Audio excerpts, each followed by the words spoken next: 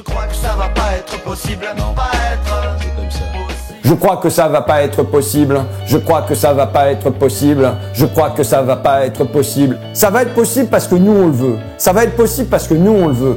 Le lendemain d'une élection de Jean-Luc Mélenchon, toutes les forces qu'il va y avoir en face, la Banque Centrale Européenne, l'Organisation Mondiale du Commerce, le Fonds Monétaire International, la Commission Européenne, le Sénat, la presse de Niel, la presse de Draghi, la presse de Bernard Arnault, la presse de Bolloré, la presse de Lagardère, les instituts de sondage, toutes ces milliers de voix qui vont venir te répéter, comme dans la chanson de Zebda tous les matins. Je crois que ça va pas être possible, non pas être comme ça. Possible. Cet outil-là, l'outil bulletin Jean-Luc Mélenchon, ça dépend ce que nous en faisons. Le tournevis, tu le prends comme ci, tu le prends comme ça, c'est pas le même outil. Tu vois ce que je veux dire? Derrière, est-ce que derrière l'élection, on se rendort, on retourne chez soi, devant nos écrans, restez chez vous?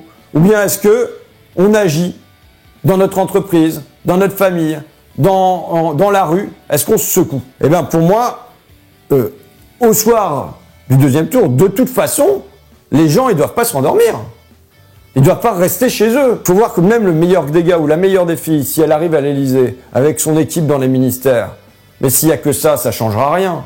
Parce que derrière, il y aura tout pour venir répéter. C'est quoi la chanson de Zebda? Je crois que ça va pas être possible, pas être possible. Ils vont te répéter ça en boucle tout le temps, tout le matin. Et si jamais tu n'as pas des millions de gens qui sont dehors et disent « Mais si, ça va être possible parce que nous on le veut. Ça va être possible parce que nous on le veut. » Et que le gars ou la fille est pas tout seul là-haut, mais qu'elle peut s'appuyer sur cette volonté populaire, ça change la donne. Mais c'est la seule chose qui changera la donne. Supposons que Mélenchon gagne les élections présidentielles. Qu'est-ce qui va se passer? Mais on le sait d'avance, parce que tout ça a été écrit d'avance. La bourgeoisie a conservé le pouvoir sur la production. Elle tient en otage la société. Je crois que ça va pas être possible. De deux choses l'une. Ou bien le gouvernement élu baisse la culotte.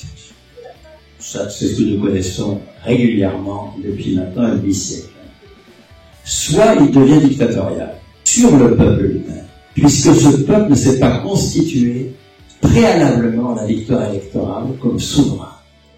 Et c'est Staline. Je ne veux ni de Mitterrand, ni de Staline. C'est pour cela que je pense que l'élection présidentielle n'est pas le lieu préalable de la prise de pouvoir. Le lieu préalable de la prise de pouvoir, c'est la mobilisation sur le lieu de travail pour la prise de pouvoir sur le travail. On agit dans notre entreprise, dans notre famille, dans la rue,